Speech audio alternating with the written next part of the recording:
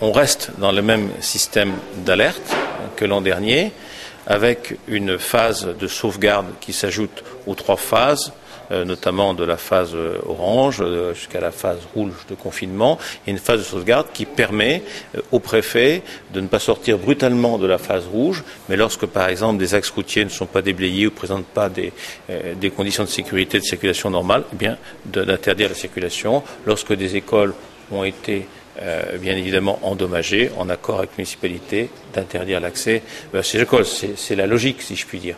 Et le principe, je vous le rappelle, du plan Orsec-Cyclone, c'est un principe de subsidiarité. Dans la technocratie, on parle de subsidiarité pyramidale. En termes clairs, ça veut dire que lorsque le sujet peut être traité, l'affaire peut être traitée, le phénomène peut être traité au niveau communal, il reste au niveau communal. Si on a besoin de renfort, il passe au niveau du PC communal ou PC d'arrondissement, et enfin au centre opérationnel de la préfecture sur un besoin de renfort beaucoup plus important.